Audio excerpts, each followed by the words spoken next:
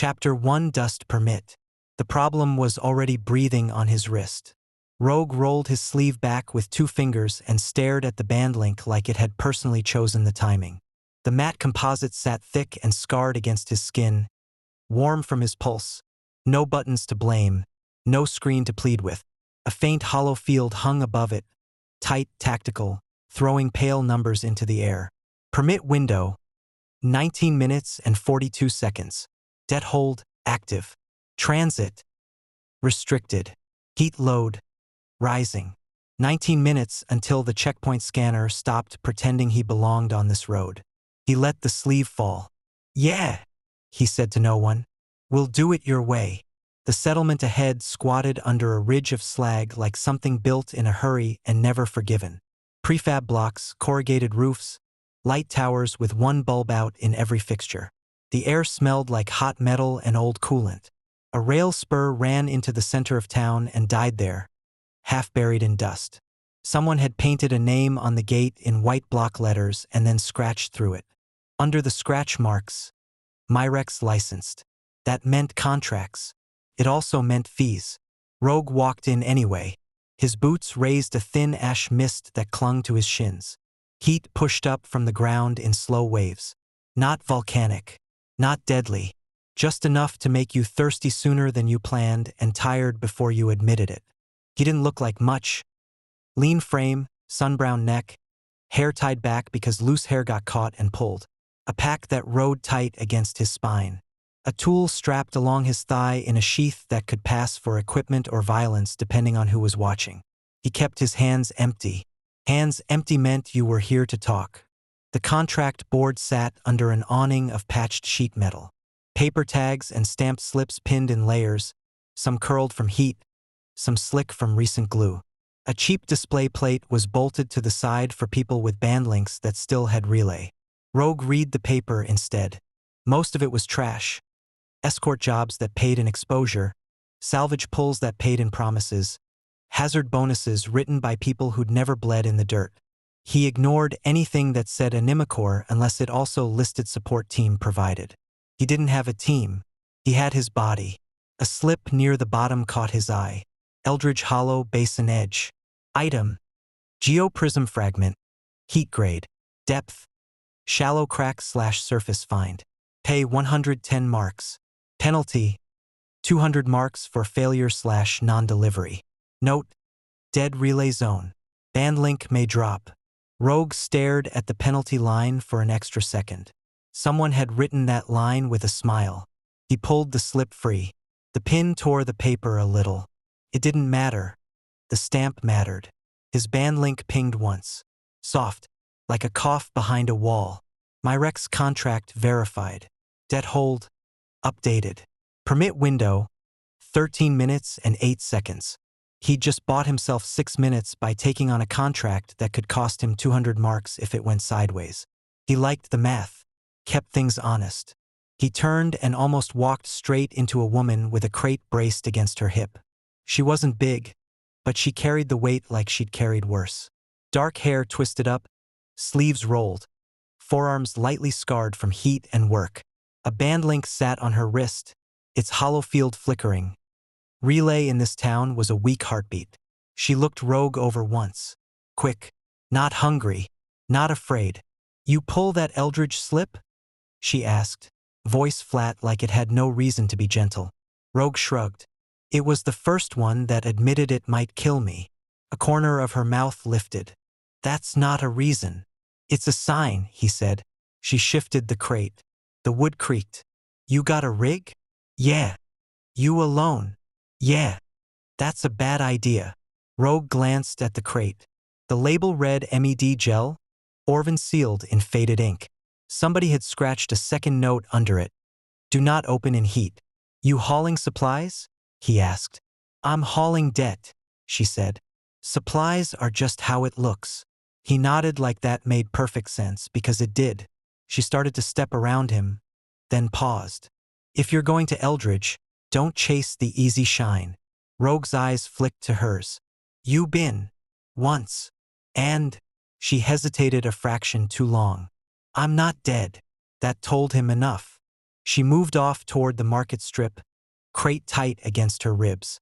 Rogue watched her go without hurry, nonchalant, like he wasn't thinking about the way her shoulders stayed squared even under weight. Like he hadn't noticed she looked back once without turning her head. He didn't chase. He adjusted the strap on his pack and walked toward the licensing kiosk. The kiosk was a small box of reinforced glass and metal. Inside, a clerk sat behind a barrier plate with a bandlink dock wired into it. The clerk's eyes were sharp and tired, the kind of tired that came from counting other people's limits for a living. "Band," the clerk said without greeting. Rogue held his wrist out. The clerk didn't touch him. He clipped a reader loop around the air above the bandlink and let the hollow field bleed into the kiosk system. Numbers scrolled. The clerk's mouth twitched, almost pleased. "Det hold active," the clerk said. "Transit restricted.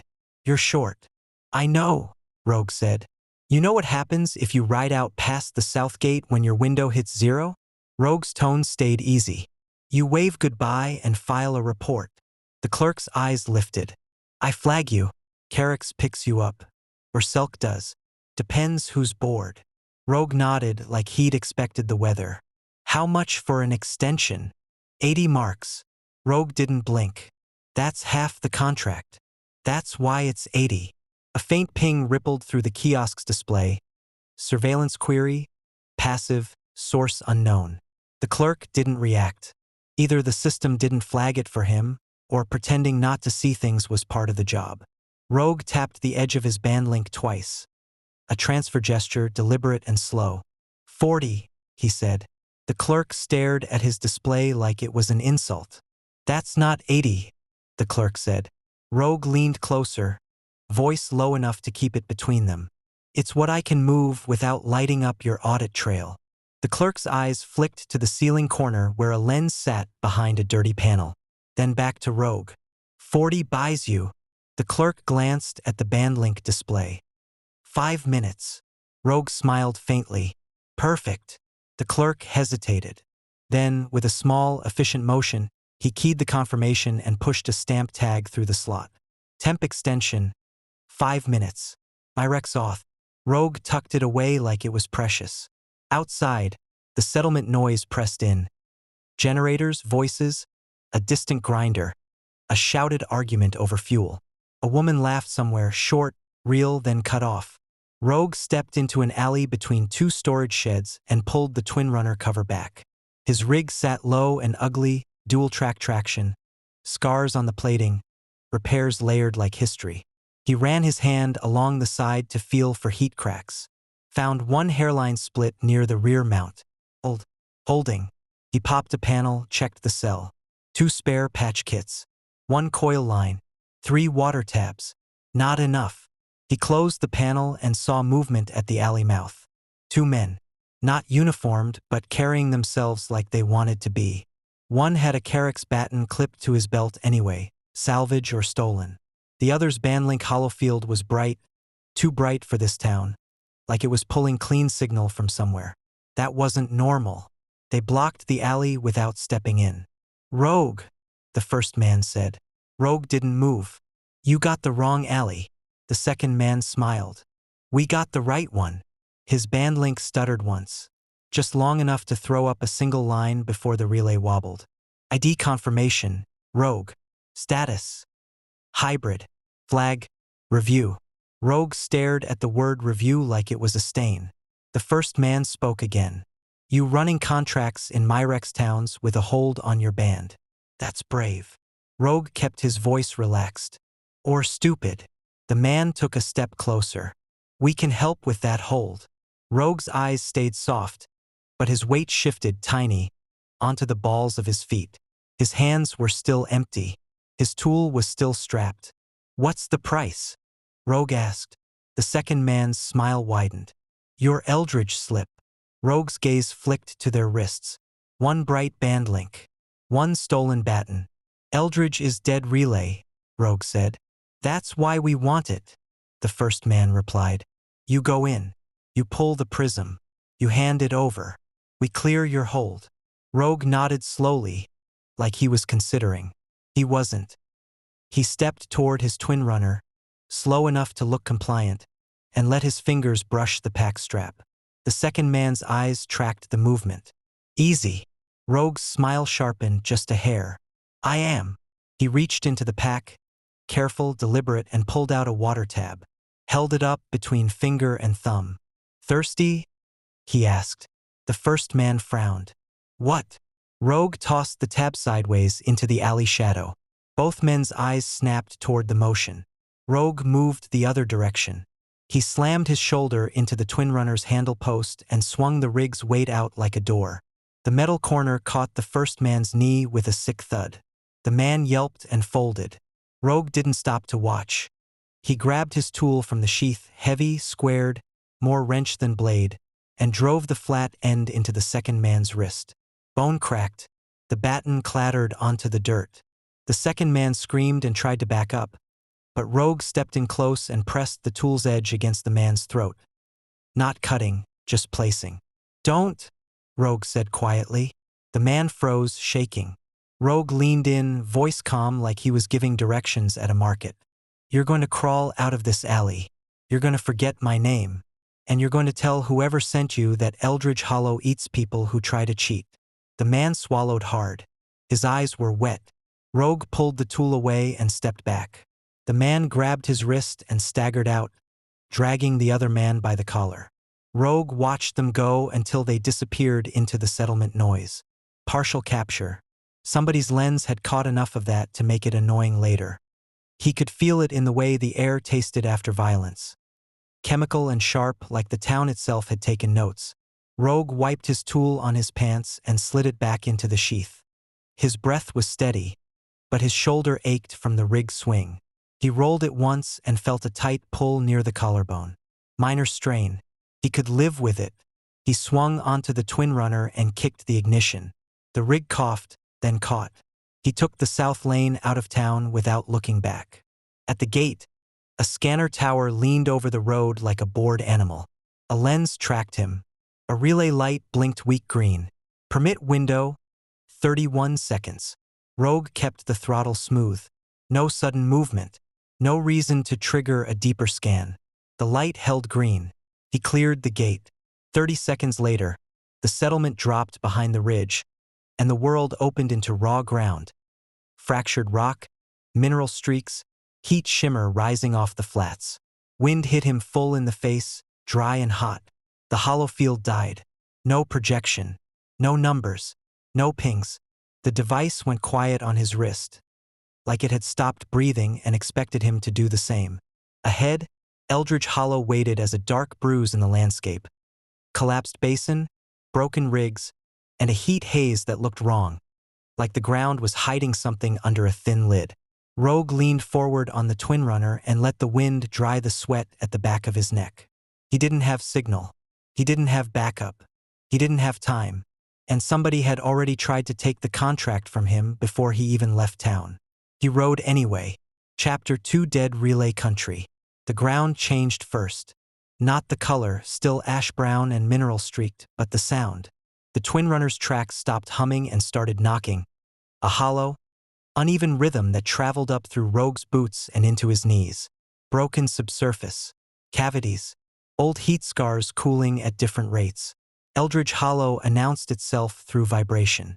Rogue eased the rim. Frames rusted. Cabs crushed. Warning paint bleached to ghosts. Heat shimmer warped the air above the basin floor, making distances lie. Rogue pulled up short of the drop and killed the engine. Silence rushed in, pressing against his ears. He dismounted and knelt, pressing a palm to the ground. Warm. Not burn your skin hot, but steady. Persistent. The kind of heat that cooked you slowly if you stayed too long without realizing it. Geoprism country. He stood and scanned with his eyes instead of instruments. Hairline cracks ran across the basin floor like old lightning scars. Mineral sheen glinted faintly in a few of them. Easy shine, just like the woman had warned. He ignored those. Easy shine meant shallow growth. Shallow growth meant unstable lattice. Unstable lattice meant fractures when you tried to pull it, and fractures meant heat release you couldn't predict. Rogue moved clockwise along the rim instead, counting steps, watching how the heat haze bent. He stopped where the distortion thickened near a cluster of collapsed rock and crouched again. There. The air above one crack wavered differently, not hotter, just heavier. Heat pooling instead of venting. Something underneath holding it. He slid his pack off and opened it. No scanner. No probe. No tech to lean on. He took out a coil wedge and a short pry bar, their surfaces nicked from past work. Tools didn't care about signal. Rogue worked the wedge into the crack slowly, tapping it down with the heel of his palm. The ground ticked and popped in protest. He waited between taps, breathing shallow, listening. Patience costs time. Rushing costs skin. When the wedge seated, he leaned his weight onto the pry bar and eased pressure in. The rock shifted with a dull grind. Heat breathed out of the crack, fogging his vision for a second. Rogue backed off, counted to 5, then leaned in again. The geoprism showed itself reluctantly. A dull, angular growth embedded in the rock wall, its surface matte until the heat hit it just right, then flashing with faint internal color. Not pretty, not clean, real. Rogue felt it before he touched it. A pressure behind his eyes. His pulse ticked faster, like his body had noticed food before his brain did. Resonance response. He'd seen a man absorb a geoprism once, years back. The man's skin had flushed dark and then gone pale in waves, veins surfacing like roots pushing through soil. He'd stopped breathing for 9 seconds, Rogue had counted, and when he started again, the sound was different. Lower. Like the man's lungs had been rewritten while he wasn't looking. 3 days later, his hands could hold heated metal bare. A week after that, he couldn't feel cold anymore. He didn't seem to mind. That was the part that had stuck with Rogue the longest. Easy, he muttered, mostly to himself. He braced his feet and worked the pry bar deeper, levering the surrounding stone away in thin layers. Sweat ran down his spine, soaked into his shirt. His shoulder complained. A deep pull that hadn't been there this morning. The prism resisted, then came free with a sharp crack. Heat surged. Rogue staggered back, barely catching himself before he fell. The prism hit the dirt and rolled, trailing heat like breath in cold air. He waited, counted again. The heat settled into something manageable, radiating but no longer flaring. Rogue crouched and picked it up with gloved hands. Warm, heavy, alive in the way only VIREX's mistakes were alive. He weighed it once in his palm and felt the familiar pull, a quiet insistence, like the beginning of hunger. Not now. He wrapped the prism in heat cloth and stowed it in his pack, cinching the straps tight. No vitals to warn him he was dehydrated. No fatigue readout to flag his shoulder. Just his body making requests he had to decide whether to honor. A sound rolled across the basin. Low, distant, not wind. Rogue froze. The sound came again. Stone grinding against stone, deeper this time, followed by a wet, dragging scrape.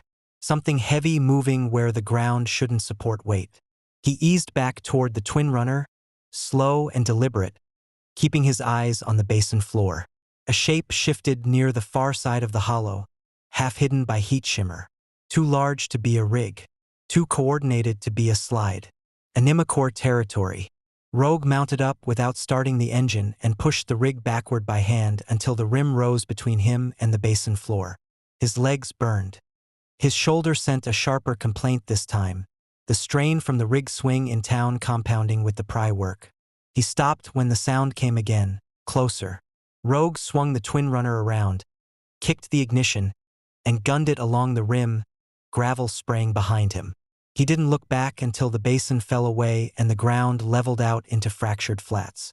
Only then did he slow. His breath came fast. His mouth tasted like metal. He reached for his wrist again, reflexive, and felt nothing but solid weight. Rogue laughed once, short and breathless. Yeah, he said to the empty land. That tracks. He rode on, the geoprism heavy in his pack, the animicore sounds fading behind him, and the knowledge settling in slow and unpleasant. Eldridge Hollow had noticed him, and it wasn't finished yet. Chapter 3 Heat Debt. Rogue didn't stop until the ground cooled enough to lie. The flats stretched out in broken plates, mineral veins stitching the surface together in dull lines. Heat shimmer thinned, then disappeared. When he finally cut the engine, the sudden quiet rang in his ears hard enough to hurt. He sat there for a count of 20 with both feet planted, hands loose on the grips, letting his pulse come down on its own. His shoulder had shifted from sharp to deep, the kind of ache that settled in and tried to convince you it had always been there. He rolled it once and felt a grind under the muscle that hadn't been there this morning. That was the price. Rogue dismounted and leaned the twin runner on its stand. The metal pinged as it cooled. He shrugged out of his pack and set it down carefully, like it might bite. The heat cloth was warm through the fabric. He unwrapped it just enough to look. The geoprism sat in his palm, dull and angular. No shine unless the light hit it wrong. It didn't glow. It didn't hum. It just existed, dense, patient, like it was waiting for a better offer. Rogue closed his fingers around it and felt the pull again. Stronger now, cleaner. His breathing shifted without him telling it to. Heart rate nudged up, then steadied, like his body was testing the edge and filing notes. For a half second, he let himself imagine it. The prism dissolving into his palm, the heat rewriting his tolerance thresholds, his lungs adjusting to air that would blister anyone else. The fantasy tasted like relief. That was what made it dangerous. He wrapped the prism back up and sealed it in the pack, cinched tight against his spine. Carrying it was already costing him heat and focus.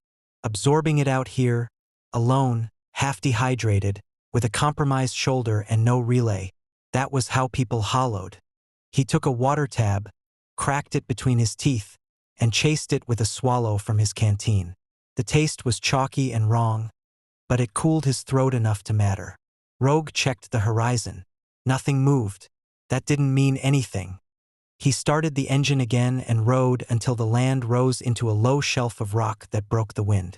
He parked tight against it and killed the twin runner.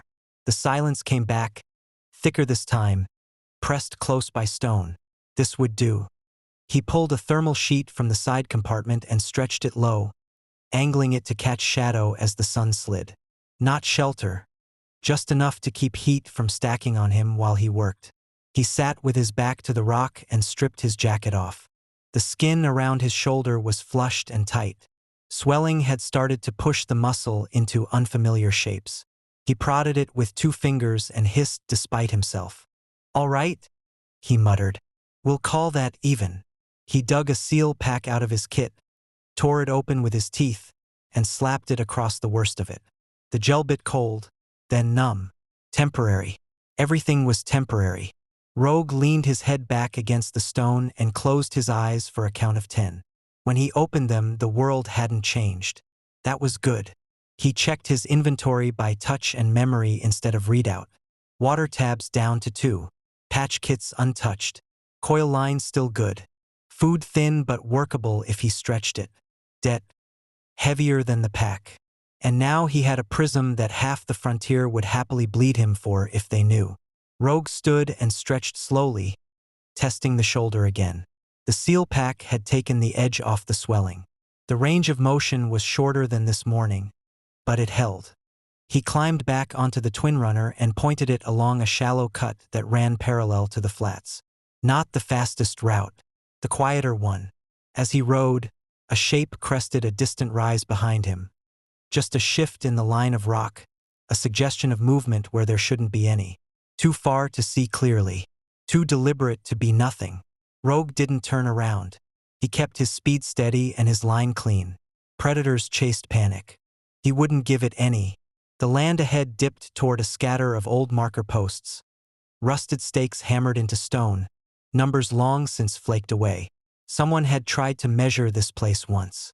Someone had given up. Rogue passed between them and felt the faintest change in the air, like pressure easing. The sound behind him faded. Maybe distance. Maybe luck. Maybe the thing in Eldridge Hollow had decided he wasn't worth the energy yet. Rogue didn't count on maybes. He rode until the light thinned and the heat bled off into something survivable. When he finally stopped again, the shoulder had settled into a dull, manageable throb beneath the gel. The prism shifted in his pack as he dismounted, heavier than it had any right to be. Rogue rested a hand on it through the fabric. The road stretched on, broken and unmarked, leading deeper into places the system didn't bother to watch very closely. Behind him, Eldridge Hollow stayed quiet. For now. Chapter 4: Soft Ground. Hard Eyes. Rogue rolled in at dawn because dawn hid mistakes. The light came sideways and low, turning the flats pale instead of bright, softening the edges of rock and ruin. Heat hadn't climbed yet. The air still carried a thin coolness that felt borrowed, like it could be taken back without warning. He followed the cut until it widened into a shallow basin where the ground darkened and compacted. Old traffic. Not recent, no clean tracks, but enough compression to mean people passed through here when they had to. Rogue slowed. Soft ground was never empty ground. He killed the engine 100 meters out and let the twin runner coast in silence. The machine complained quietly, a cooling tick in the metal, then went still. He swung off and stood with his weight centered, shoulder stiff but holding. The seal pack had kept the swelling from spreading, but his grip on the left side had gone unreliable. He'd caught himself compensating twice on the ride, favoring the right without thinking. He listened. Wind, distant. A scrape somewhere far enough to ignore. No voices. No engines. Good. The place looked like nothing at first glance. A scatter of prefab shells set low against the ground, half buried for stability. No walls. No gate. Just structures arranged in a way that made you slow down without realizing why. Someone had planned it that way. Rogue stepped forward, hands visible, pack riding high against his spine. His boots sank a fraction into the dark soil. Not mud. Packed loam mixed with mineral grit. Worked ground. The smell was different here. Less iron. More organic. Damp in a way that didn't come from water but from things growing and dying close together. A figure moved on the left. Rogue stopped. The figure didn't rush him. Didn't freeze either. Just shifted position so Rogue could see them clearly, deliberate, controlled. A woman older than the one in VIREX. Late 30s, maybe more. Hair cropped short, dust threaded through it.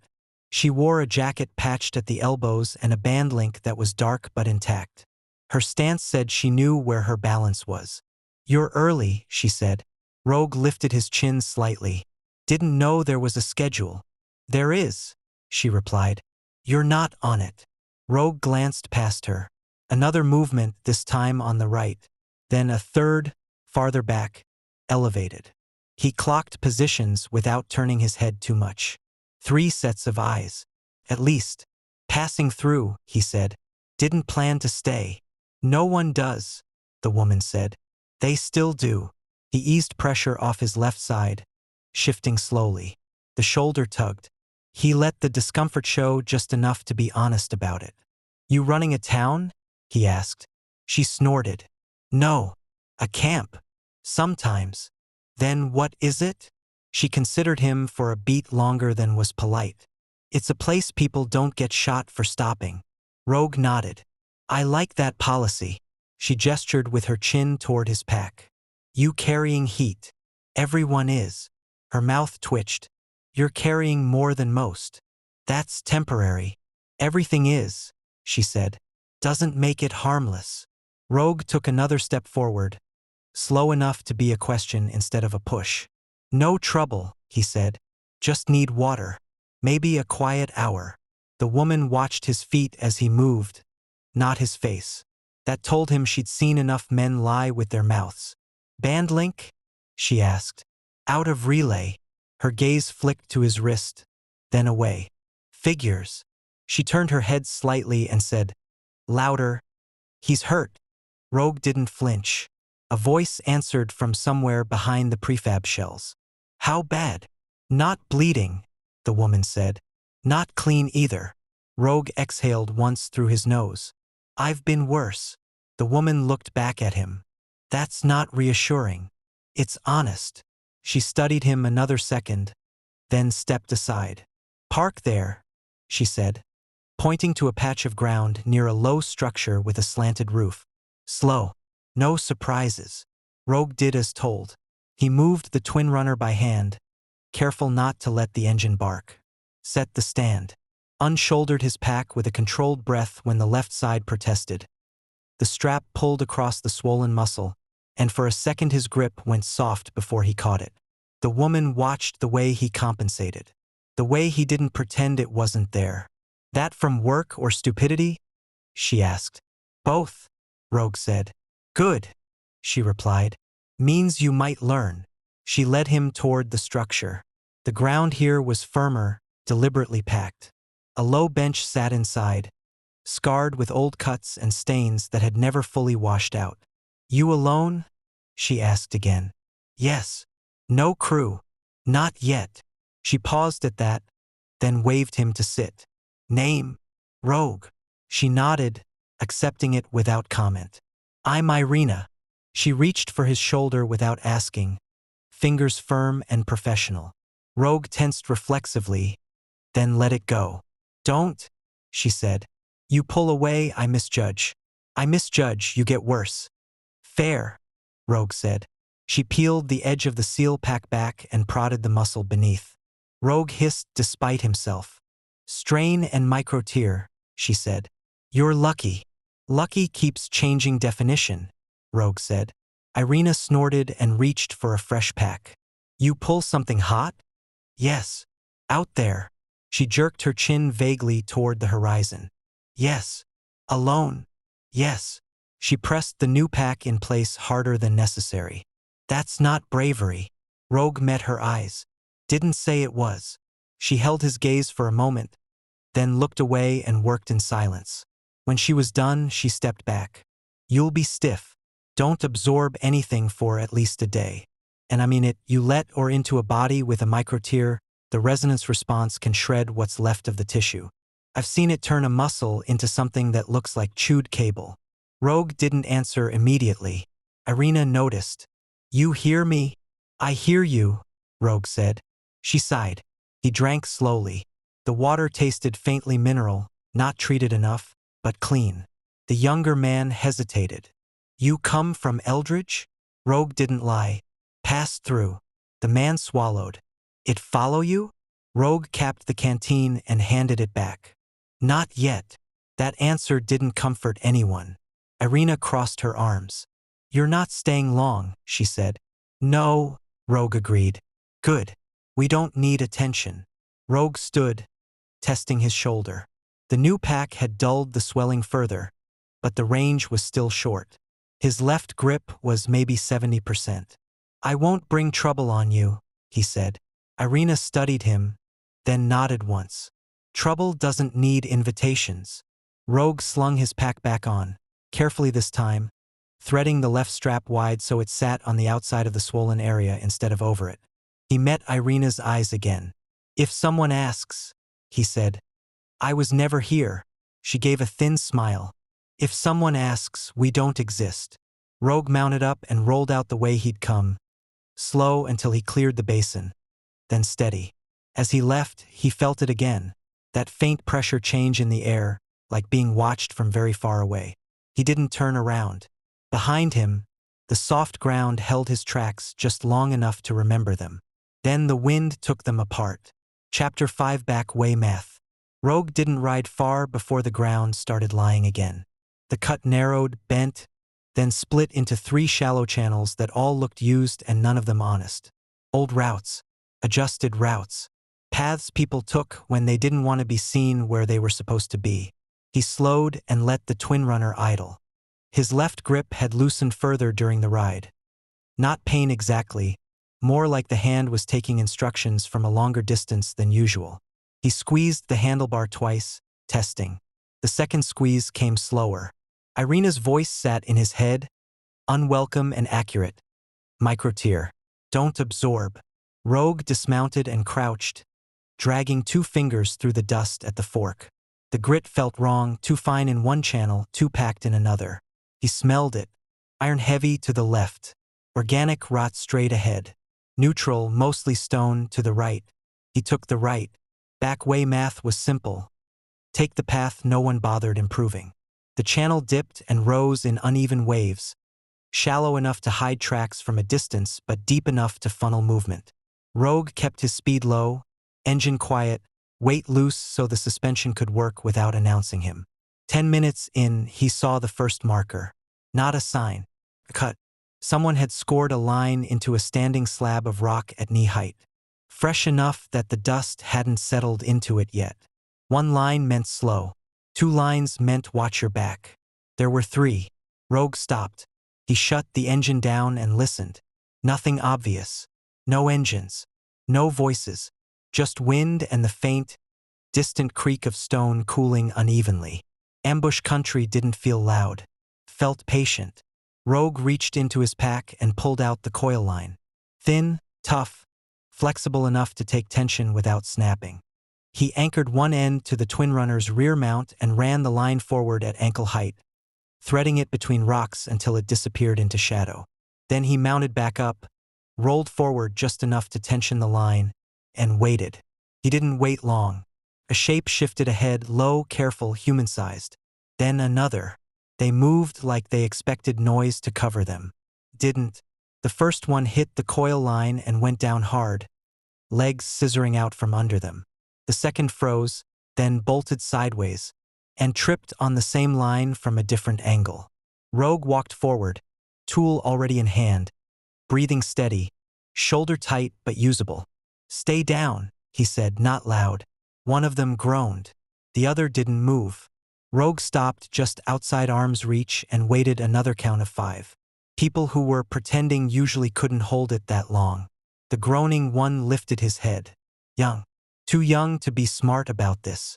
Bandlink dark. Clothes patched but clean enough to mean he hadn't been starving yet.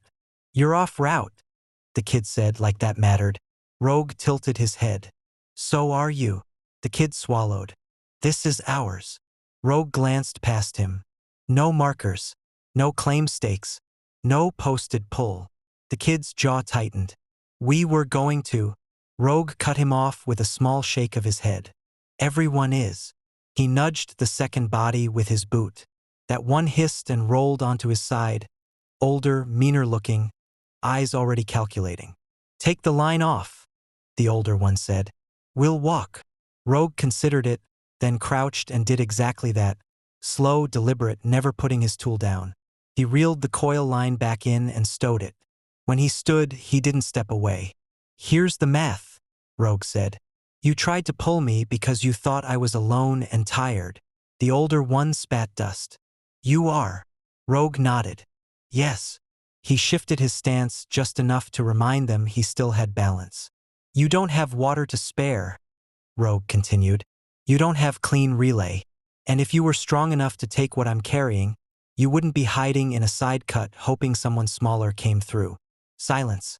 Rogue stepped back and pointed down the channel behind him. "You walk that way for an hour, you'll hit ground soft enough to dig and stupid enough to trap heat. You might find someone worse than me." He pointed the other direction. "You walk this way, you won't see anyone for a day. Maybe 2. But you'll still be breathing." The older one hesitated. The kid didn't. He scrambled up and started walking without looking back. The older one watched Rogue another second, then followed. Rogue waited until they were out of sight before remounting. He rolled on. An hour later, the land flattened and the air changed again. Drier, cleaner, with that faint electrical tang that meant long-distance lines somewhere overhead, buried deep. Civilization adjacent. His bandlink flickered. Once, then again. The hollow field snapped into existence. Faint but legible. Relay weak. Hydration, low. Muscle strain. Moderate. Left shoulder.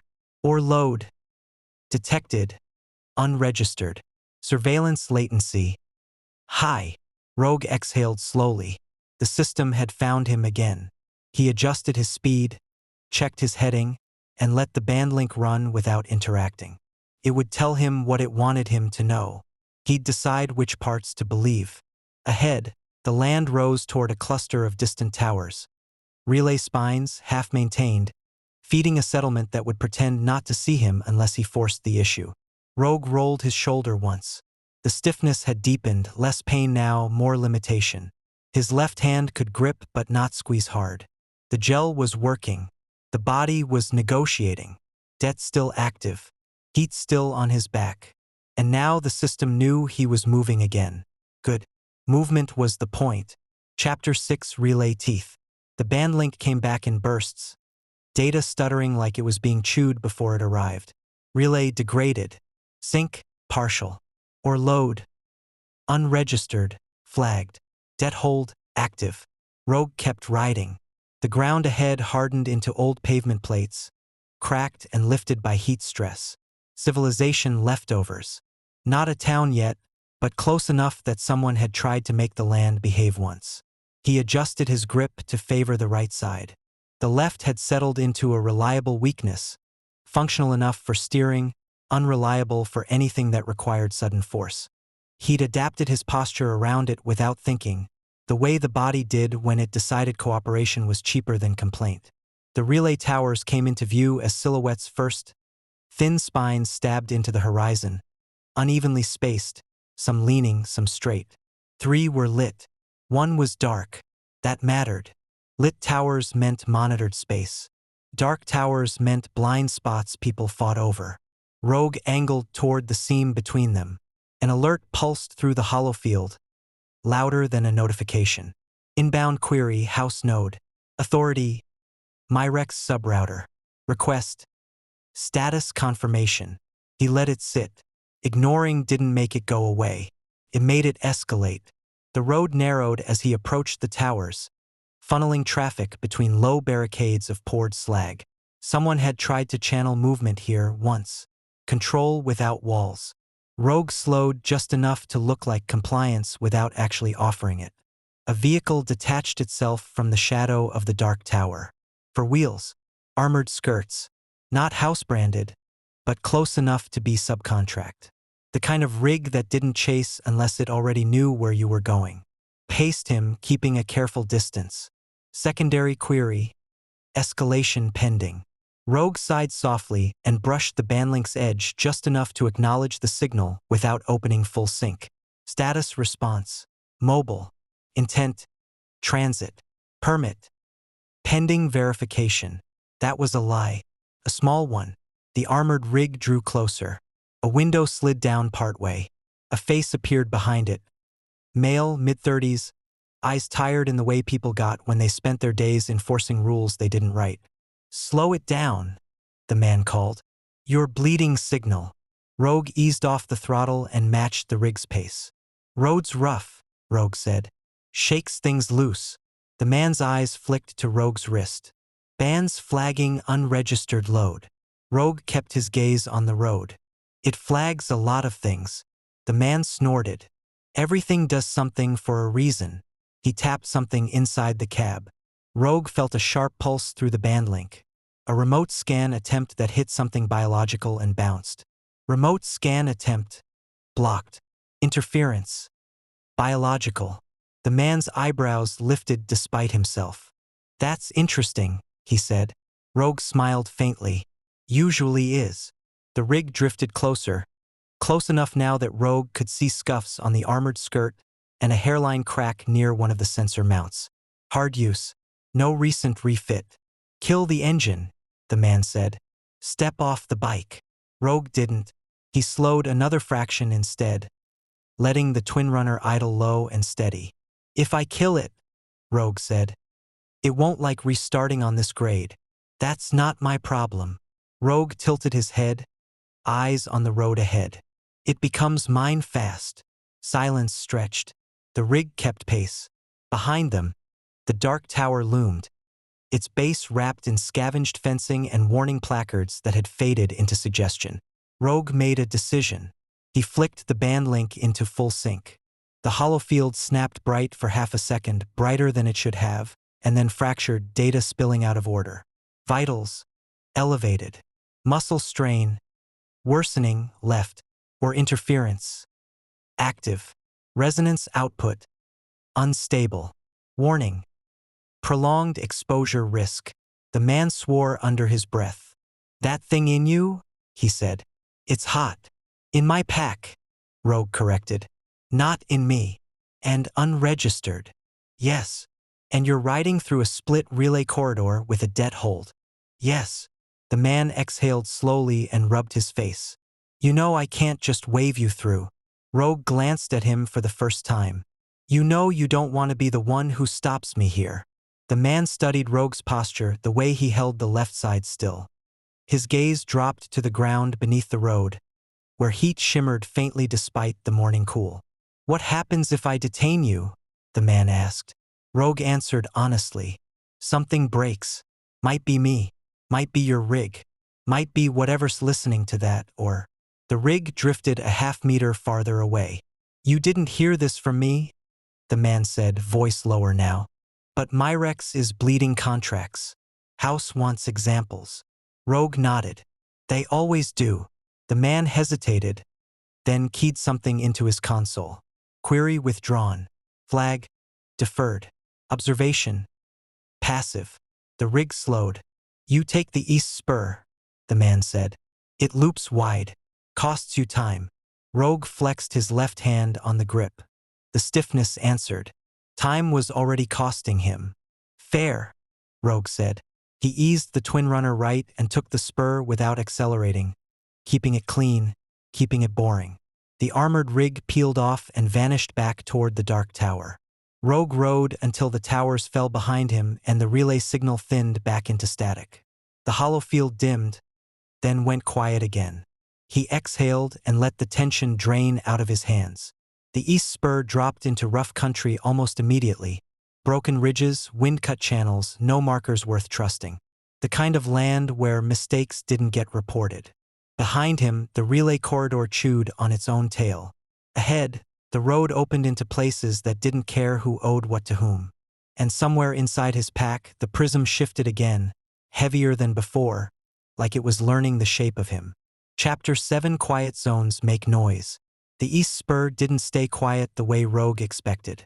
It narrowed, bent twice, then dropped into a shallow trough where the wind pooled and refused to move on. Dust hung low here, not kicked up, just suspended like the air had learned how to hold things it shouldn't. Rogue eased the twin runner down and let the engine idle low. Quiet zones were never silent. They just delayed the sound.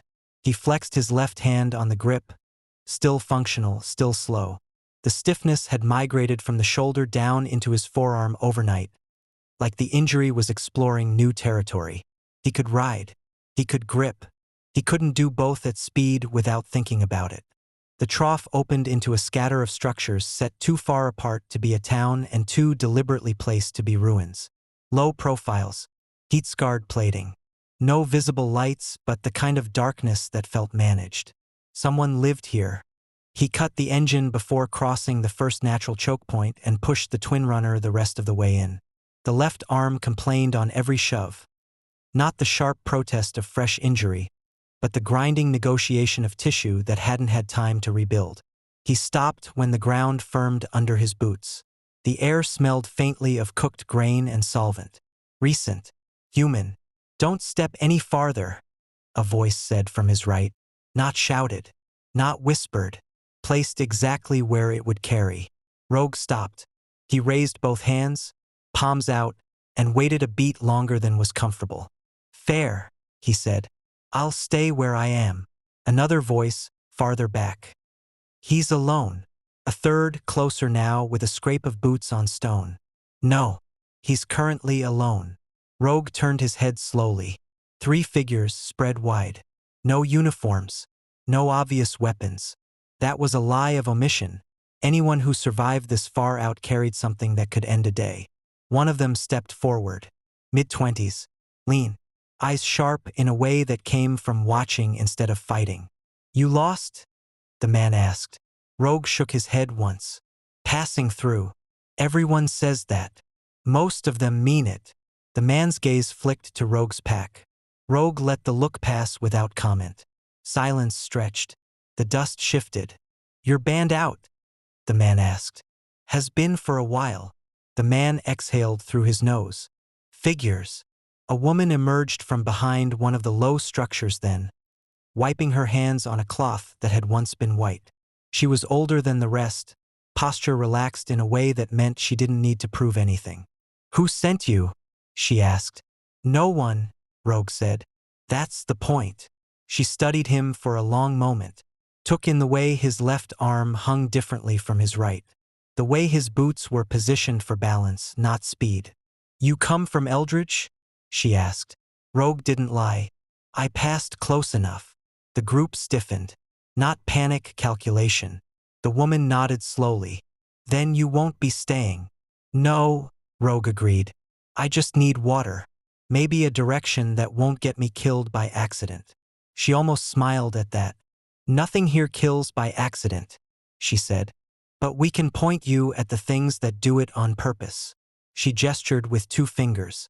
One of the others stepped back and returned with a canteen. Metal. Heavy.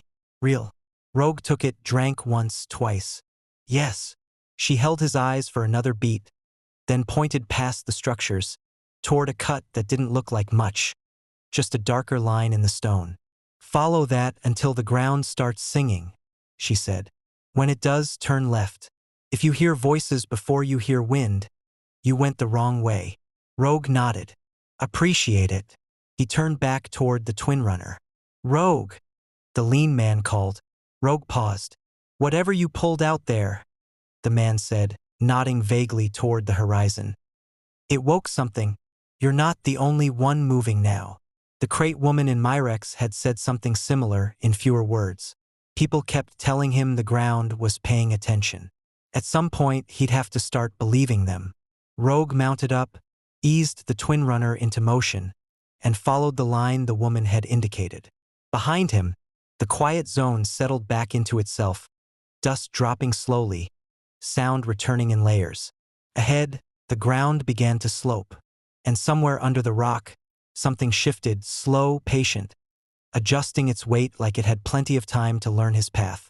Chapter 8: Ground That Sings. The ground didn't sing the way people said it did. It didn't hum or ring or make anything as clean as sound. It vibrated, low and uneven. Through Rogue's boots and up his shins, a pressure that came and went like a bad pulse. You felt it more than you heard it. Missed it if you were tired. Forgot it if you rushed. Rogue didn't rush. He slowed until the twin runner barely crawled. Engine tuned low enough that the vibration from the plates beneath the rock stood out against it. His left hand gripped the bar with deliberate concentration. The stiffness had plateaued into something workable, but fast corrections still came a fraction late. He followed the cut until it widened into a shallow shelf, stone worn smooth by something heavier than traffic. Old flows, old pressure. The singing got stronger here. Not louder, just closer together, like the ground couldn't decide which way to move. Rogue killed the engine and dismounted. He crouched and pressed his palm flat to the stone. The vibration stuttered under his hand, irregular, out of phase. 2 stress lines crossing, not one. That was bad. That was opportunity. He stood and walked the shelf's edge, counting steps, watching how the dust trembled. At step 34, the dust jumped sideways instead of up. There. Rogue slid his pack off and unrolled it carefully, laying his tools out in the order he'd need them. Coil wedge first. Pry bar second. Patch kit close just in case. Water tab last, where he could see it and not pretend he had more than he did. He set the wedge and tapped it in slow, listening between strikes. The stone answered, not cracking, complaining. He leaned his weight into the pry bar and felt resistance push back. Stronger than Eldridge's surface growth, deeper, hotter.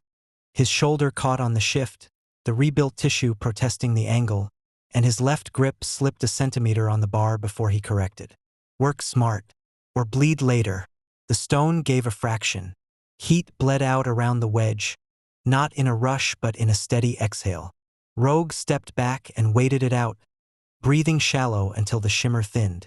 When he leaned in again, the ore was visible. Not a geoprism. This one was darker, veins running through it like scars that had healed wrong. Animicore adjacent, but not clean. The kind of thing that came from something that had survived too long under pressure. Rogue felt the pull immediately, sharper than the prism. Hungrier. His vision tightened at the edges. For a moment, the world simplified. Just him and the ore and the singing ground beneath it, everything else blurring into suggestion. He could feel it reaching for the resonance in his blood the way a root reaches for water. Patient, inevitable, offering nothing and promising everything. Not today, he said out loud this time. The ore didn't care. He worked it free inch by inch, careful not to let it fracture. Sweat ran into his eyes. When it finally came loose, he nearly dropped it. His left hand arrived a half-second late to the catch. The vibration changed the moment it left the ground. The singing went quiet. That was worse. Rogue wrapped the ear fast, hands shaking despite himself, and sealed it into his pack beside the prism. The weight shifted, uneven now, 2 different frequencies of pull pressing against his spine. He stood there longer than he should have, breathing hard, feeling the pressure build behind his eyes. 2 oars, unregistered, unbuffered, too close together. This was how people lost track of where their thoughts ended and the planet began. Rogue forced himself to move. He slung the pack on, threading the left strap wide again, the way he'd learned at Irina's camp, and caught himself on the stone when the weight pulled harder than expected. His left hand held, but barely. He mounted the twin runner and rode out slow, letting distance rebuild the noise the ground needed to feel safe again. Behind him, the shelf settled. Ahead, the land dipped toward a long, shallow valley cut with old markers and newer scars. Smoke curled thinly from somewhere far ahead, not industry, not fire. Camps, people, 2 oars in his pack, a shoulder held together by gel and stubbornness, and a valley full of eyes he hadn't met yet. The road waited. Chapter 9 Relay Breath. The first sign wasn't light. It was pressure. Rogue felt it behind his eyes as the flats began to slope. Not enough to be a hill, just enough that the wind changed its mind about where to go. Dust stopped lifting straight and started dragging sideways, thin sheets of it skimming the ground like something testing friction. He eased the twin runner down another notch and let the engine idle lower. Dead ground didn't do pressure like that. He checked his wrist out of habit. Nothing had changed, same silence, same weight. But the silence had a different quality now. Less absence, more restraint, like a held inhale. The terrain changed by increments. Broken flats gave way to old cuts. Service scars the houses had made when the world was still worth investing in. Most were shallow now, half filled with dust and time, but they shaped the wind differently. That mattered. Rogue followed one without committing to it, riding parallel instead of inside. Tracks left inside old cuts lasted longer than they should. He'd learned that the hard way. His shoulder had entered a new phase, less pain, more consequence. The sharp ache was gone, replaced by a kind of mechanical reluctance. His left arm worked. It just worked slower, like the joint was running calculations before approving each movement. Irina had warned him about this. Microtear tissue rebuilding under load, patching itself with whatever the body could spare. The oar in his pack pulled. Not hunger. Awareness. 2 different frequencies now. The prism's clean insistence and the darker oar's ugly patience, both pressing against his spine like competing opinions. He ignored them both. The wind shifted again. This time it carried sound. Not voices. Not machines. A hum. Low. Irregular. Not power line clean. Something rebuilt, patched, coaxed into working when it shouldn't have. Rogue slowed to a crawl. Hum meant relay adjacent. Not tower grade. Not house sanctioned. The kind of signal that leaked instead of broadcast. Enough to wake systems that thought they were alone. Enough to be dangerous. He killed the engine and coasted until the twin runner rolled to a stop behind a low rise. He dismounted and crouched, resting his forearm on his knee, listening past the wind. The hum came and went with the gusts. Breathing. Rogue exhaled slowly. Relay breath, he muttered. Not dead. Not alive. Lingering. He shifted position and let the twin runner's bulk shield him as he pulled a scrap of heat cloth from his pack and wrapped it loosely around the band link. Not to block it, just to muffle any sudden projection. Old habit. The hum strengthened briefly, then weakened. Rogue felt it then. A faint tick under the skin, like static brushing a nerve. The band link twitched. Not a full wake. A ghost of one. A sliver of hollow bled into the air above his wrist. Thin and unstable. Gone almost as soon as it appeared. No numbers. No alerts. Just confirmation. Something out here could smell him. Rogue didn't move. He waited through 3 full breaths, letting the moment pass without reacting to it. Panic was louder than signal, and louder things got noticed faster. The hollow didn't return. He stood, brushed dust from his knee, and remounted the twin runner. He angled away from the hum, keeping the sound just off to his right, close enough to track but far enough to avoid sinking. Relay breath zones weren't safe, but they were predictable if you treated them like weather instead of roads. People followed signal. Smart people followed its edges. He rode for another hour like that, skirting the boundary, letting the hum fade and return in cycles. The sun dipped lower, pulling long shadows across the flats. That was when he saw them. Pylons. Not towers. Not stations. Old infrastructure. Thick composite poles snapped at the top, their stumps leaning like broken teeth. Dead cable hung slack between some of them, humming faintly when the wind hit just right. The hum matched. Rogue slowed. Pylons meant power had once flowed here. Power meant relay scaffolding even if the towers were gone. That explained the breath. Signal bleeding through half-dead lines, unlicensed, unmanaged. A gray zone. Rogue rolled to a stop and cut the engine. He sat there for a moment, watching the pylons cast thin, uneven shadows across the dust. The quiet zone woman had said, whatever he'd pulled had woken something. The VIREX crate woman had said, don't chase the easy shine. Both warnings pointed the same direction, inward toward something the frontier was trying to tell him. Relay existed ahead. Not enough to save him. Enough to hunt him if he made noise. He kicked the engine back to life and rode toward the pylons. Careful, deliberate, already deciding which shadows to trust and which ones to treat like teeth. Behind him, the hum faded. Ahead, it waited. Chapter 10 Pylon Shade. The pylons weren't a destination. They were a decision. Rogue reached them as the sun climbed enough to make the stone glare and the air taste hot again. The old infrastructure cut across the flats in a broken line. Thick composite poles half buried at the base. Their tops snapped off and angled like bones. Some still carried dead cable, slack and frayed, humming faintly when the wind hit it right. He slowed anyway. Pylons meant people had once run power here. People meant routes. Routes meant rules, even when the rules were pretending they were gone. His left arm had stiffened further during the ride, the compensation pattern so embedded now that he barely noticed it, which was its own kind of problem. The gel pack kept the shoulder from deteriorating, but the muscle had started to feel foreign under his skin, like it belonged to a slightly different version of himself.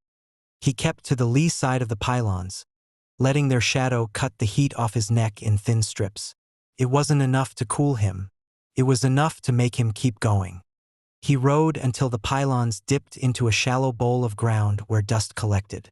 Old animal paths crisscrossed it, too wide for people on foot, too irregular for rigs. The dust was disturbed in a line that ran perpendicular to his path. Recent. He stopped the twin runner before the bowl and killed the engine.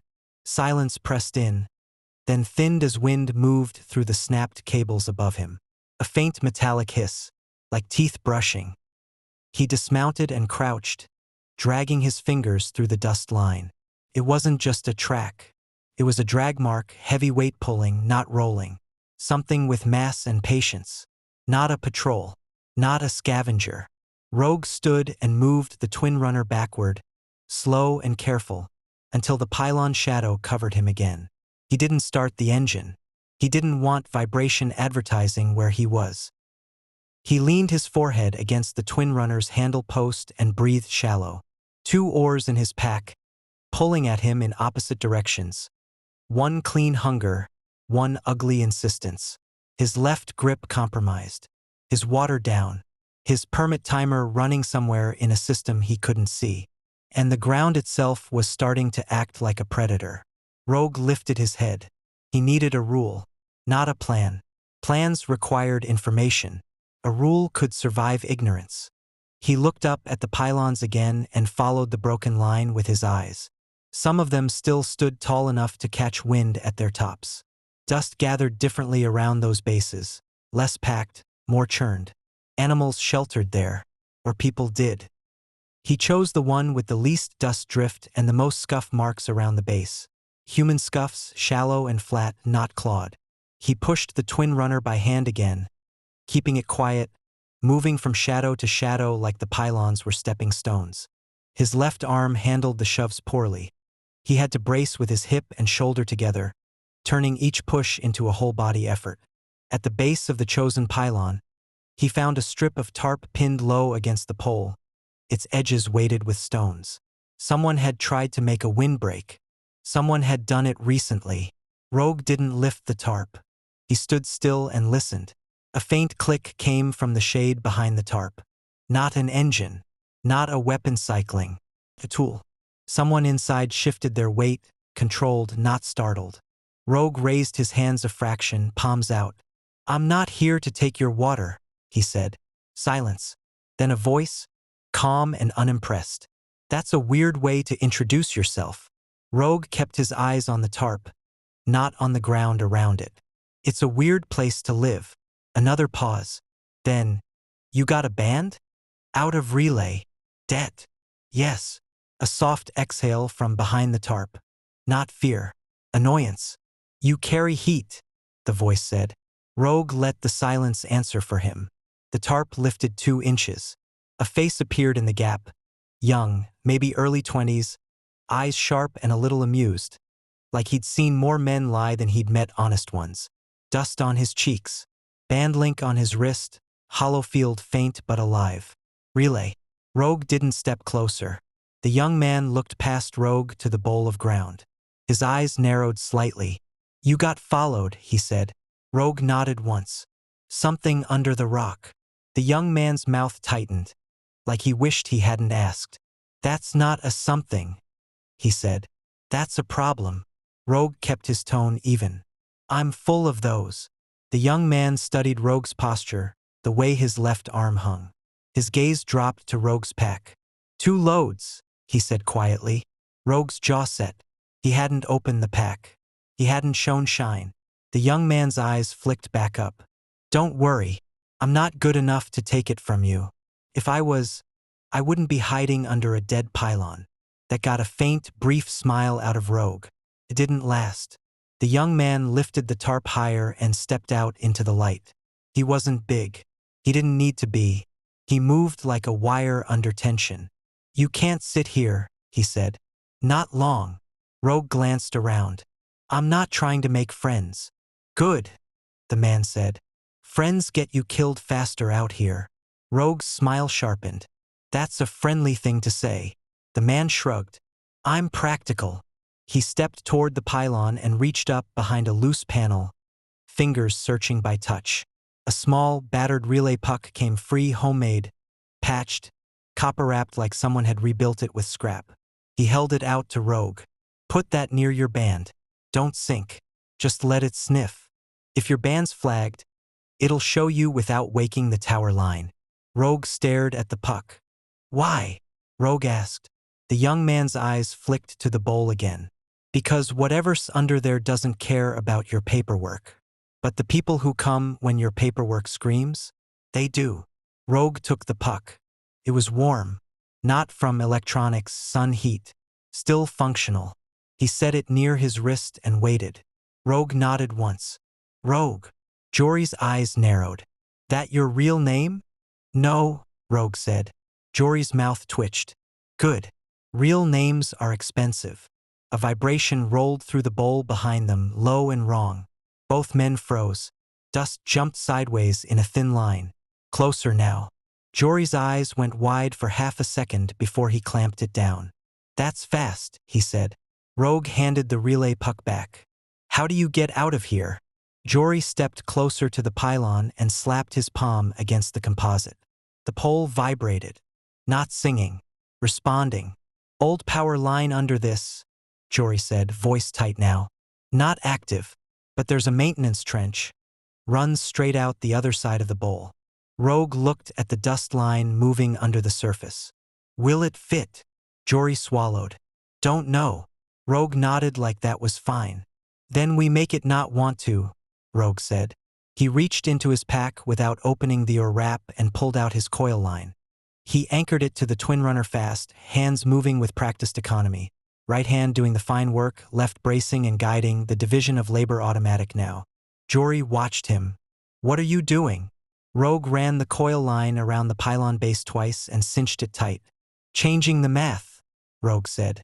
He swung onto the twin runner. Get inside, Rogue told Jory. Jory blinked. Inside what? The trench, Rogue said. Or the pylon. Or the dirt. I don't care. Just don't be standing where the ground is about to open. Jory cursed under his breath and ducked back under the tarp.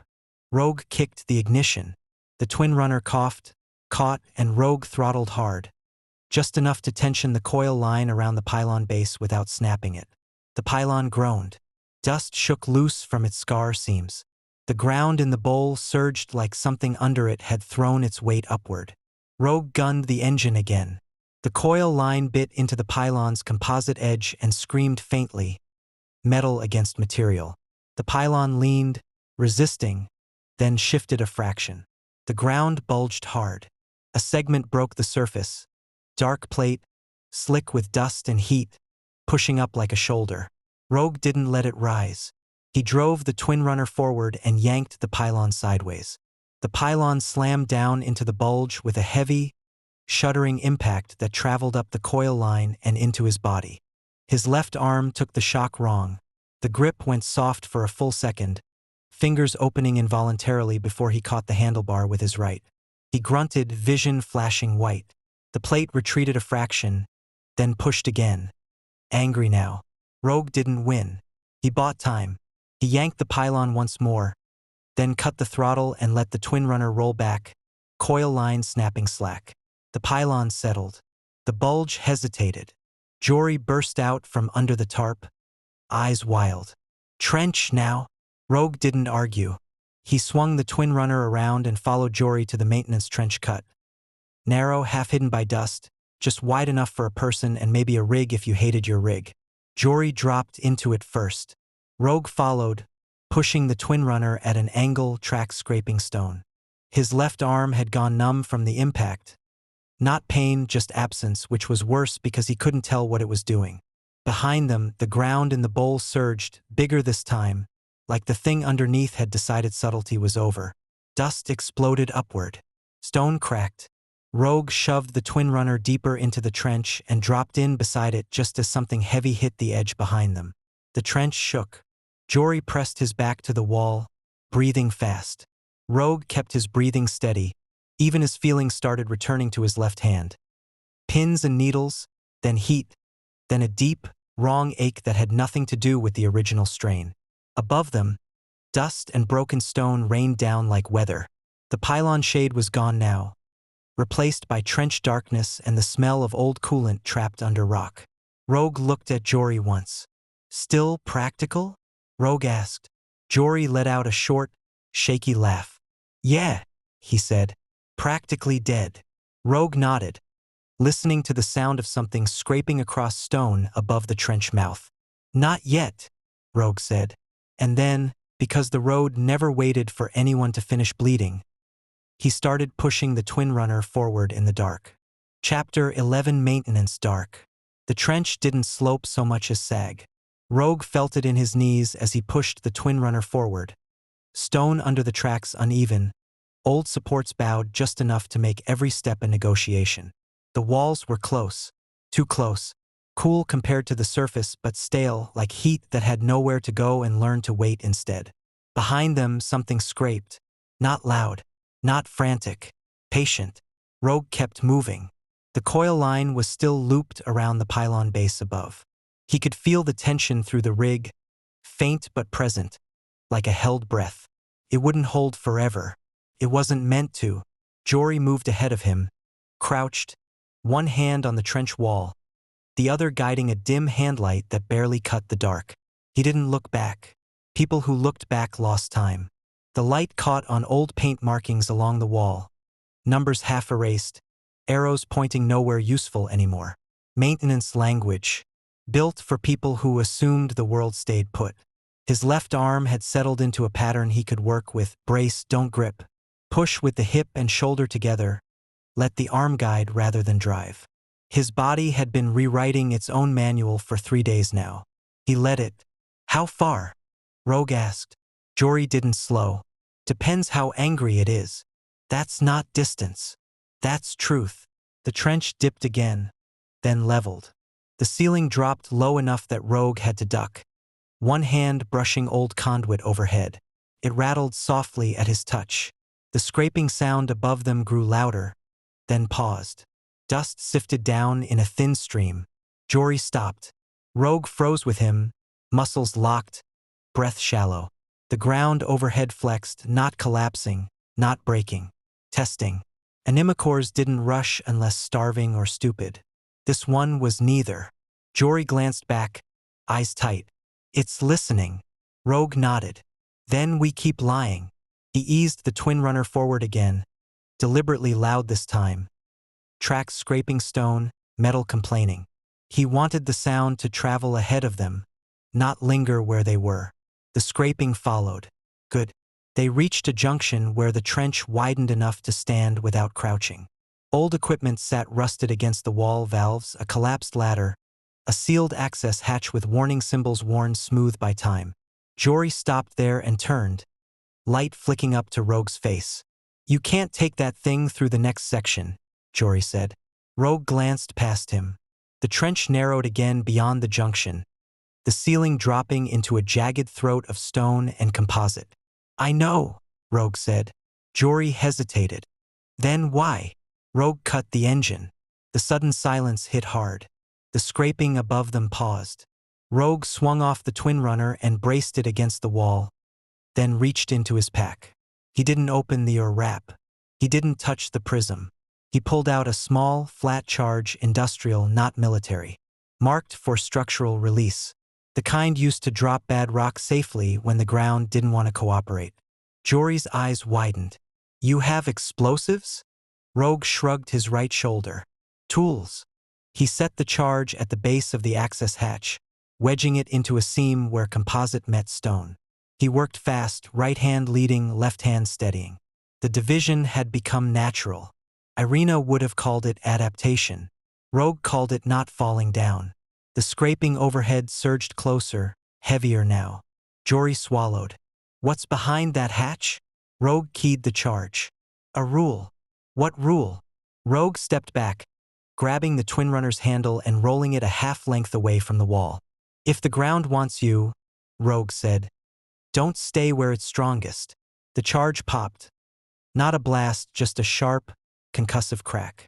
The hatch buckled inward, stone fracturing around it. Dust filled the junction, thick and choking. Rogue shoved the hatch the rest of the way in and leaned his weight against it, peering through the gap. The space beyond dropped steeply, a maintenance shaft plunging down into darkness. The walls slick with old coolant residue. Air moved there, cooler, faster. Escape air. Jory coughed beside him. That's not a trench. No, Rogue agreed. It's worse. The scraping above them turned violent.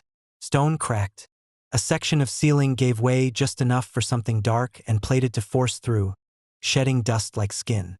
Rogue didn't wait. He grabbed the twin runner and tipped it nose first into the shaft.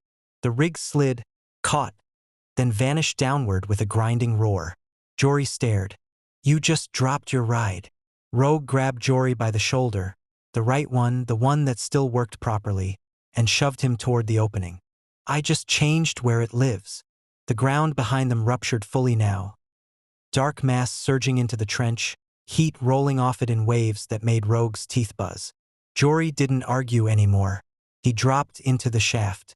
Rogue followed a heartbeat later, the heat at his back sharp enough to sting. They slid. Stone tore at Rogue's gloves. His left arm caught a ledge badly. The weakened grip couldn't hold, and he spun, slamming into the wall with his right side instead. The gel pack on his shoulder burst under the impact, cool spreading uselessly over tissue that had been running on borrowed time for days. They fell again. Then the shaft leveled abruptly, dumping them hard onto a sloped floor slick with residue. Rogue skidded, rolled, came up on one knee, breath knocked half out of him. The shaft above collapsed with a deep, final sound. Silence followed. Different silence. Deeper. Jory lay on his back, chest heaving, eyes fixed on the ceiling like he expected it to finish falling just to be rude. Rogue staggered to his feet and limped down the slope until the twin runner came into view. Wedged sideways against the wall, tracks bent, but intact enough to still be a machine. He rested his right hand on it, feeling the warmth. Still his. For now. Jory pushed himself upright, wincing. You always do things like that? Rogue tested his left arm. The gel pack was gone. The shoulder moved, but the range had shortened again. Back to where it was before Irina's treatment, maybe worse. The microtear she'd warned about was demanding attention he couldn't give it. Only when staying is worse, Rogue said. Jory laughed once, breathless and sharp. That's most of the time, isn't it? Rogue didn't answer. He looked down the tunnel ahead, long, dark, curving away with a faint draft that smelled of old metal and open space. Movement without permission. He started pushing the twin runner forward again, right arm doing the work, left arm bracing against the frame. The road, it seemed, had decided to keep them. Chapter 12 Trench Breath. The trench ran colder than the surface. Not cool, nothing out here was cool, but sheltered, insulated by old stone and buried conduit that held the night longer than the flats above. Rogue felt it in his lungs first, the way the air stopped biting so hard when he pulled it in. He kept pushing. The twin runner scraped along the trench wall, metal whispering against rock. Every shove traveled through his right side now. The left had been demoted to guide and brace, the shoulder broadcasting a low, constant signal that felt less like pain and more like a warning from something that had stopped being polite about it. Behind them, something scraped. Not frantic, not loud, measured. Jory glanced back once, then forced his eyes forward again. It's tracking vibration, he said quietly. Rogue nodded. Everything does. The trench dipped and narrowed, the ceiling lowering until Rogue had to angle the twin runner sideways again. He leaned his weight into it and felt something pull wrong. Too far, too fast. The shoulder gave a single, clear announcement that it was done negotiating. He stopped. Rogue rested his forehead against the handle post and waited for the announcement to become something he could work around. Sweat ran down his ribs and soaked into his waistband. The air smelled like old coolant and dust baked together. You good? Jory asked. Define good, Rogue said. Another scrape above them, closer now. Stone shedding grit in a thin rain. Jory swallowed. We don't have long. Rogue straightened, jaw tight. Then we don't stop again. He reached into his pack and pulled the remaining patch charge free, thumb brushing the casing.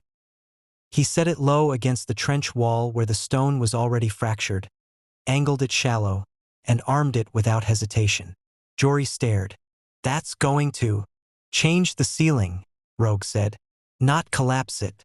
Hopefully. He pushed the twin runner forward again, right arm bearing the load, left arm keeping the frame from bouncing off the wall. Jory ran ahead, boots slipping on dust-slick stone. The charge popped behind them, sharp and ugly. The trench jumped. Dust billowed, choking and thick. Above, the scraping turned violent. Stone cracked. Something heavy slammed into the trench roof where the sound had come from, plates grinding against rock like a jaw-testing bone. Rogue didn't look back. They broke into a wider section where the trench bent hard left and sloped upward. Pale light leaked in ahead, thin but real. Out, Jory said, breath ragged now. That's the exit. Rogue pushed the twin runner up the incline, legs burning, right arm screaming now too. The rig scraped once, twice, then cleared the lip. They spilled out into a shallow ravine cluttered with dead conduit and fallen slabs. Rogue rolled the twin runner sideways and killed the engine, letting it settle hard against stone. The silence after felt wrong. Too sudden. They waited. Nothing followed. Jory slid down beside the rig and sat with his back against it, chest heaving. Rogue stayed standing, listening past the quiet, past his own pulse. His bandlink flickered. Once, then again. A faint hollow field bled into existence, unstable and thin. Relay fringe. Sink. Unstable. Muscle strain. High, left shoulder. Or load. Interference detected. Surveillance latency. Variable. Then it died again. Jory let out a short laugh that didn't sound like humor. You light up like that often? Often enough, Rogue said. Jory wiped his face with the heel of his hand. That thing comes back clean. You're not walking anywhere quietly. Rogue nodded. That's why I don't wait for it. They sat there a moment longer, letting the ground decide it was done with them. Finally, Jory pushed himself up. There's a cut west of here. Leads to a relay seam. Weak, but stable enough to disappear in. Rogue looked at his left arm like it was a report he didn't want to read. The shoulder had gone stiff in the cold trench air. Not the workable stiffness of the last few days, but something deeper. The muscle felt thick and wrong under the skin, swollen where the gel pack had burst. Irina's warning played in his head. Resonance response can shred what's left of the tissue. He was going to need real medical attention. Not a seal pack, not a quiet hour. Actual repair. That was a problem for a place with relay and a medic who didn't ask questions. Disappearing sounds expensive, Rogue said. Jory glanced at his pack. So does carrying what you've got. Rogue met his eyes. You don't have to come. Jory snorted. You already dragged a pylon down on something that wanted me dead. I'm invested now. He paused, something shifting behind his expression. A calculation or a confession? Rogue couldn't tell. Besides, I know the seams out here better than the people who built them. That's worth something. Rogue studied him. There was more behind that offer than practical value. Jory had relay knowledge, a homemade puck, and enough skill to survive alone under a dead pylon. That was a person with a history he wasn't sharing yet. Rogue allowed the road to keep them. For now. Chapter 13. Seam tax. The cut west wasn't a road. It was a habit. A line of broken slabs and dead conduit that only made sense if you'd been desperate enough to follow it once and lived long enough to do it again. Jory led without looking like he was leading. He kept his shoulders loose, head angled slightly, as if he were just wandering, except his feet chose every step like it cost something.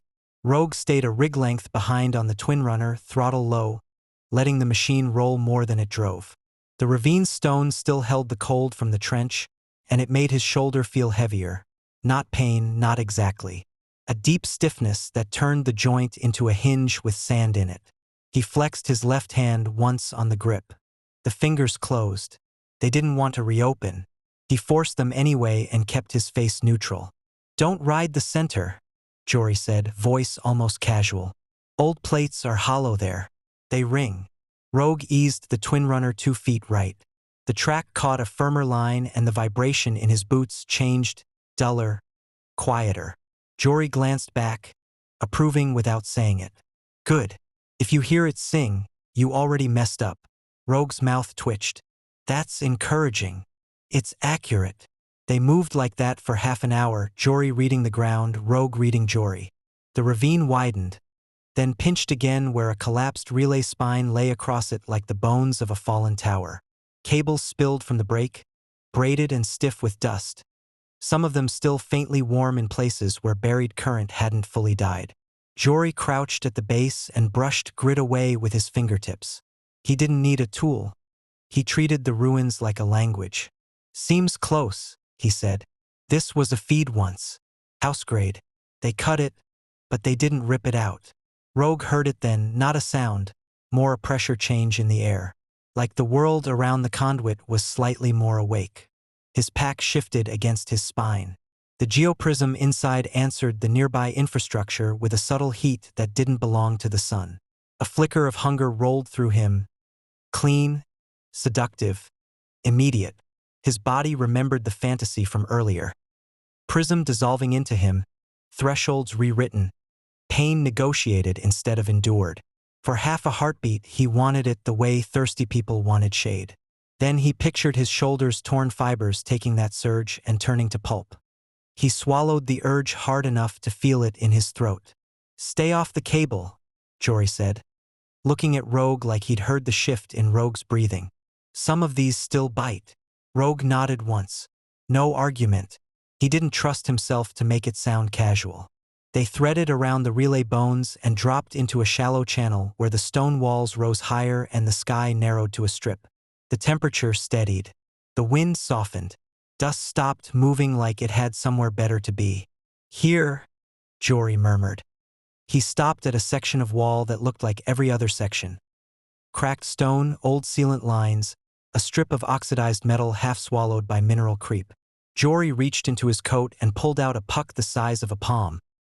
Homemade, scarred, edges nicked. It looked like salvage given purpose. He pressed it to the metal strip. Nothing happened. Then a faint tremor ran through the wall, like a long machine shifting in its sleep. A seam. Rogue watched Jory's hands. They were steady, but the steadiness wasn't confidence. It was practice under threat. What's it doing? Rogue asked. Convincing the line I'm maintenance, Jory said. Not a user. Rogue let that sit. Maintenance meant invisible. Invisible meant expensive. Jory's eyes flicked toward Rogue's pack. You sure you want this? Rogue answered without thinking. I want the shoulder to still be mine. Jory snorted once. Good answer. The wall gave a soft click. A panel line appeared that hadn't been there a second ago. A seam of darkness opening just wide enough for a person to slip through. Jory stepped in first. Rogue dismounted and swung his right leg over carefully, refusing to let the shoulder dictate the speed. He guided the twin runner forward one-handed, left arm bracing against the frame like it was a piece of equipment instead of flesh. The rig's weight pulled at him. His left hand slipped. Not fully, just enough for the frame to jolt and the joint to flare with a sharp, hot warning that made his vision briefly go white at the edges. He caught the frame with his right and held it.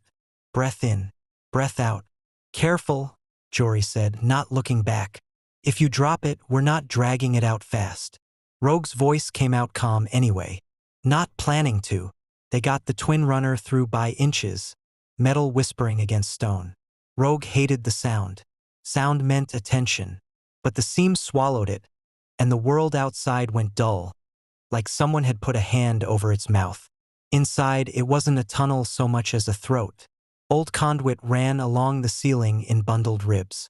Panels lined the walls, some open, some sealed, most scarred with old tool marks. The floor sloped gently and carried a film of grit that didn't blow or drift. Dust that had chosen to stay. The air smelled like metal that had been heated and cooled too many times. Rogue's lungs liked it more than they should have. Jory moved with more certainty now, shoulders loosening. This is a seam corridor, he said. Relay fringe runs through it. Weak but stable. The kind of place you can disappear if you know where to sit. Who else knows? Rogue asked. Jory's mouth tightened. Enough. That was the answer Rogue expected. They went deeper. A faint vibration traveled through the floor periodically. Steady, timed, like a heartbeat that wasn't human. Each pulse made the geoprism in Rogue's pack warm in response. Not flare, not scream, just acknowledge. Rogue kept his hand off the pack, kept his thoughts off it too. If he stared at the temptation long enough, it stopped being temptation and turned into a plan. Plans were dangerous when you were injured and alone and carrying something other people would kill for. They rounded a bend and the corridor opened into a chamber that used to be a junction. Multiple lines splitting, feeder plates bolted into the walls, a central pillar wrapped in old diagnostic ports. Someone had made it habitable in the way frontier people always did. Tarp sheets, a low heat plate, a water drum with a filter rigged to it, a rack of tools hung like teeth. 3 people were there. 2 sat on stacked conduit segments, boots up, posture relaxed enough to be fake. 1 stood near the pillar with a coil batten resting against his shoulder like it belonged there. Their wrists caught the low light at different angles, some with clean hollow bleed, some with nothing. The standing one looked at Rogue, then at the twin runner, then at Jory. Well, he said, the seam delivers gifts. Jory didn't flinch. It delivers traffic. The man's eyes slid to Rogue's pack and lingered a second too long. Traffic pays toll. Rogue kept moving until he stopped where the chamber's shadow cut clean across the floor. He didn't step into the light. He didn't step into a corner either. Middle distance, enough space to move, enough darkness to make them estimate wrong. What toll? Rogue asked. The man smiled like he'd been waiting to hear Rogue's voice. Seam tax. Relay's not free. You want stable fringe, you pay. Rogue nodded slowly. In what? The The man lifted his hand and wiggled his fingers, a gesture that could mean anything from transfer to surrender. Marks move. Ors move. Either one. No physical cash. Of course. Rogue kept his expression flat. How much? The man glanced at Jory, then back to Rogue. Depends what you're carrying. Jory's jaw tightened.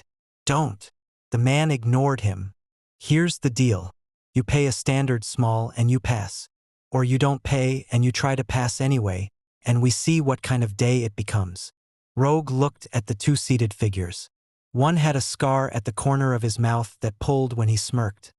The other kept rubbing his wrist like something there hurt. Neither looked hungry in the way starving people did. These weren't desperate. They were organized. Rogue felt an unguarded flash of something tired and bitter. Even in the dark, people build little gates. It lasted a second before he crushed it down and replaced it with math. If he fought, he'd win, or he'd lose something he couldn't afford to lose. Shoulder. Twin runner. Time. The seam itself. If he paid, he'd lose resources and tell them he could be taxed. Either way, someone was taking from him. Rogue made a decision that didn't feel like victory. He reached into his side pouch with his right hand, slow, deliberate, and pulled out 2 water tabs and a sealed med strip. Not the good gel. The cheap stuff. Still valuable out here. He held them up. That's what I can spare. The man's eyes narrowed. That's not a standard. It's what you're getting without turning this into a story you don't like the ending of, Rogue said calmly. The chamber went still. Jory watched Rogue like he was trying to decide if this was bravery or stupidity. Rogue didn't look at Jory. He didn't look at the others either. He held the offer steady and waited. Waiting was pressure. The standing man's smile thinned. He glanced at the 2-seated figures. The one with the mouth scar shrugged. The other stopped rubbing his wrist and sat up straighter. The man clicked his tongue. Water tabs and scrap med. That's your toll. Rogue nodded. That's my toll. The man stepped forward 2 paces, not close enough to grab, close enough to make it a test. And if I say no? Rogue's left hand tightened on the twin runner frame without meaning to. The fingers didn't obey when he told them to loosen. He felt the shoulder answer with a cold, foreign stiffness that was worse than pain. Like the joint had become something borrowed and unreliable. He forced his left hand open with a small, ugly flex. Cost him breath. Cost him pride. He kept his face blank anyway. If you say no, Rogue said, I turn around. Find another seam. Lose time I don't have. And you keep your little gate intact. Jory blinked, surprised. The man blinked too. He'd expected defiance. He'd expected a fight. He hadn't expected the option that made him irrelevant. After a beat, the man laughed once. Sharp. Fine. Fine. Give it here. Rogue tossed the tabs and the strip gently. Not thrown like disrespect, not handed like submission. They landed at the man's feet. The man stooped to pick them up, eyes flicking up as he did, measuring. Pass through, the man said. No stopping in the junction. Rogue nodded once and started pushing the twin runner forward again. Right side doing all the work, left side pretending to be useful. Jory fell in beside him, voice low. You just paid them. I paid time, Rogue murmured. Tabs were the receipt. Jory shook his head slightly, but he didn't argue. They moved through the chamber and into the next corridor. Behind them, the junction people returned to their seats like predators settling back into shade. The corridor narrowed again and curved downward. After a few minutes, Jory spoke without looking at Rogue. There's a medic node downline. Not official. Fringe clean enough to run tools. Dirty enough they won't ask names. Rogue's shoulder gave a slow, deep pulse as if it approved of the concept of repair. Rogue didn't answer immediately. His eyes were on the floor, on the dust that didn't drift, on the faint heat pulses that traveled through the conduit like something breathing behind walls. He had an image, unguarded, unwanted, of a flat piece of ordinary land where the ground didn't sing, where the air didn't bite, where his body didn't bill him for existing. He saw it for 2 heartbeats and then it was gone, replaced by stone and conduit and tolls. Lead, Rogue said. Jory did. And behind them, somewhere back in the junction, Someone would be talking about the man with the hybrid interference and the pack that warmed the air. Information moved slowly, but proof moved faster. Chapter 14. Clean hands, dirty light. The medic node sat where the seam bent and pretended it was coincidence. Not a room so much as a pocket. Old service alcove widened by tools and patience. Walls skinned with patched panels that didn't quite line up. The light was wrong here. Not bright, not dim. Clean in a way that made the shadows sharper. Rogue felt it before he saw it. The quiet pressure of a place that asked for stillness and expected payment for noise. Jory slowed and raised a hand.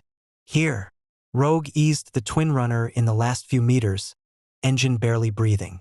When he killed it, the silence didn't rush. It waited. A woman stepped out from behind a hanging tarp. Mid-40s. Sleeves rolled to the elbow. Hands clean in the way only people who washed often managed, skin rough, nails short, knuckles scarred but cared for. Her band link was dark. "Park it," she said. "No greeting. No name. Sideways." Rogue complied. The motion tugged at his left shoulder like a wire drawn too tight. He kept his face neutral and finished the maneuver with his right side doing the work. The woman watched the compensation without comment. "You," she said to Jory. "Outside." Jory hesitated, glanced at Rogue. Rogue nodded once. "I'm good." Jory backed out through the seam and the tarp fell, muting the corridor's breath. The woman gestured to a low bench. "Sit. Shirt off." Rogue did both. The fabric dragged over the swollen muscle and the joint answered with a cold, unwelcome stiffness that made his hand pause halfway through the motion. He forced it through, jaw set. The woman pressed 2 fingers into the shoulder without warning. Rogue hissed. "Good," she said. "That's honest." She leaned in, eyes tracking the way the muscle moved or didn't under skin. "Gel burst." "Yes." "Micro tear." "Likely." She nodded and turned away, rummaging through a drawer that clinked with tools that had been cleaned and cleaned again. "You absorb anything?" "No." She looked back at him sharply. "Don't lie to me." "I didn't," Rogue said. "It's in my pack." Her gaze flicked to the bag, then back to his shoulder. "Good. You do it now, I won't stop you. But you'll leave here with a joint that never closes right again. You'll think it's fine until it isn't." Rogue said nothing. She snapped on gloves and swabbed the skin. The smell cut through the room. Sharp, medicinal, almost comforting. She pressed a new compound into place, colder than the gel, thicker. It sank in with a slow burn.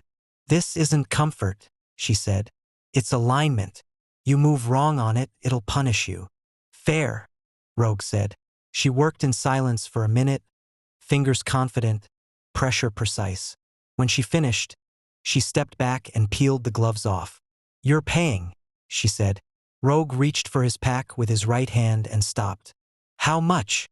"Not marks," she said. "I don't like the paper trail." Rogue waited. She nodded toward a shelf stacked with sealed packets. 2 med strips, 1 water tab, and you sit for 10 minutes before you move. Rogue opened his pack and laid the payment out without comment. The loss pinched. He felt it immediately, inventory recalculating, margins thinning. She took the supplies and slid them away.